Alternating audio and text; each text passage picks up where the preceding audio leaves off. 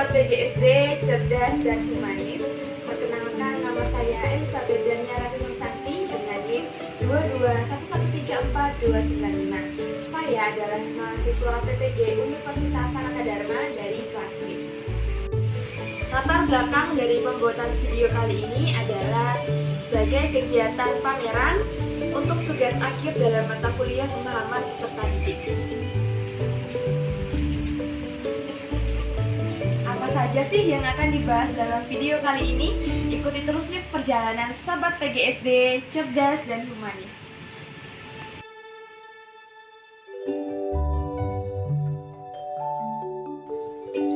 Untuk kegiatan rancangan pelaksanaan pembelajaran, saya menggunakan RPP untuk kelas 1 di semester 2. Tema 6 berkaitan dengan lingkungan bersih, sehat, dan asri.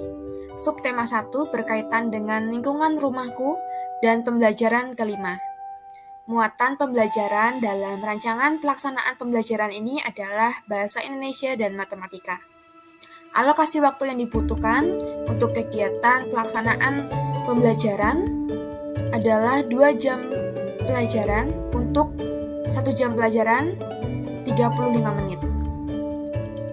Tujuan pembelajaran yang saya gunakan pada praktik pelaksanaan pembelajaran ini adalah mengarah pada pendekatan CRT atau Cultural Relevant Teaching, DAP, atau pembelajaran berdiferensiasi, dan Teaching at the Right Level. Contoh dari tujuan pembelajaran yang saya gunakan adalah melalui kegiatan membaca teks bacaan tentang cara merawat bunga kantil putih, siswa mampu mengidentifikasi ungkapan petunjuk yang ada dalam video pembelajaran yang tepat. Itu merupakan tujuan pembelajaran dengan menerapkan pendekatan culturally responsive teaching.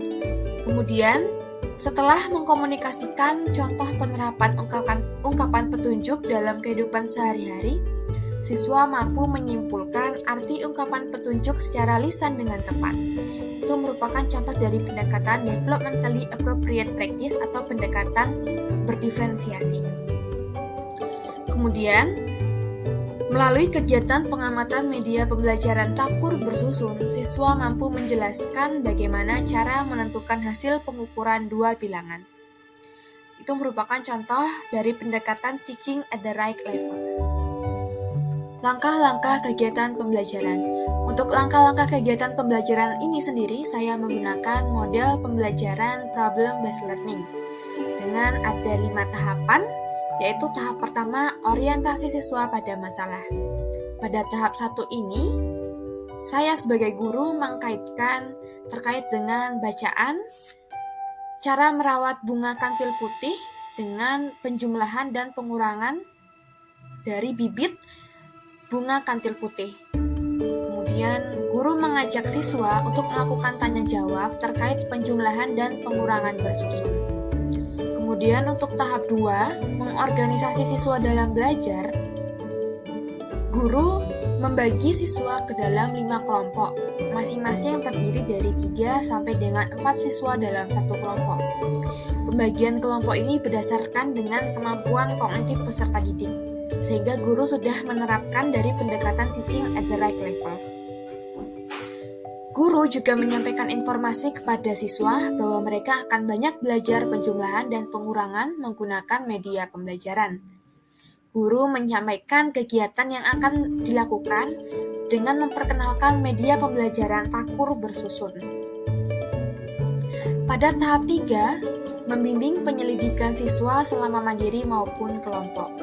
Jadi pada tahap ini, aktivitas yang dilakukan siswa adalah siswa mengamati pengoperasian dari media pembelajaran takur bersusun yang didemonstrasikan oleh guru. Kemudian siswa juga berdiskusi untuk menyelesaikan soal tantangan penjumlahan dan pengurangan bersusun pada LKPD menggunakan media pembelajaran takur bersusun. Jadi dari kegiatan yang telah dilaksanakan pada tahap ketiga ini, siswa sudah menerapkan pembelajaran berdiferensiasi atau pembelajaran yang berpusat pada siswa. Kemudian tahap 4, mengembangkan dan menyajikan hasil karya. Pada tahap ini, siswa secara berkelompok menjelaskan cara menjawab soal penjumlahan dan pengurangan menggunakan media pembelajaran, dan siswa mengecek kembali hasil jawaban yang telah dikerjakan. Pada tahap terakhir, proses pemecahan masalah. Pada tahap ini, guru memberikan kesempatan kepada siswa untuk bertanya terkait penggunaan media pembelajaran dan penerapannya dalam penjumlahan dan pengurangan bersusun di kehidupan sehari-hari. Guru pada tahap ini banyak menggunakan pendekatan developmentally appropriate practice atau pembelajaran berdiferensiasi. Kemudian pada tahap 5 juga, siswa itu memberikan beberapa contoh penerapan penjumlahan dan pengurangan yang biasa ditemui dalam kehidupan sehari-hari. Guru juga melakukan beberapa pertanyaan pemantik untuk mengetahui sejauh mana siswa memahami materi yang telah diajarkan. Seperti bagaimana cara siswa dalam merawat bunga kantil atau mungkin bunga yang mereka temui di halaman rumah mereka. Kemudian ungkapan petunjuk apa yang dapat ditemui ketika siswa menonton atau membaca bacaan tentang bunga kantil putih. Kemudian bagaimana cara menghitung penjumlahan dan pengurangan bersusun dengan menggunakan media pembelajaran. Nah, pada tahap 5 ini, siswa juga membahas bersama terkait LKPD yang telah terisi dan dikumpulkan kepada guru. Maka siswa mengkomunikasikan terkait dengan LKPD yang sudah terisi tersebut. Tadi kita sudah banyak mengetahui tentang rancangan pembelajaran yang dipetakan berdasarkan karakteristik peserta didik di kelas 1. Kali ini kita akan belajar tentang media pembelajaran yang sudah dibuat berdasarkan dengan pemetaan tersebut. Di belakang saya ini ada media pembelajaran, diberi nama Takur Bersusun. Takur bersusun merupakan kepanjangan dari tambah dan kurang bersusun. Yuk kita intip cara pengerjaannya. Nah, teman-teman, dari media pembelajaran ini kita dapat melihat ada contoh soal dari pengerjaan pengurangan bersusun 64 dikurangi 28. Gimana sih cara mengerjakannya? Coba kita lihat bersama-sama. 64 dikurangi 28. Pertama-tama kita harus mengerjakan di bagian yang angka dulu.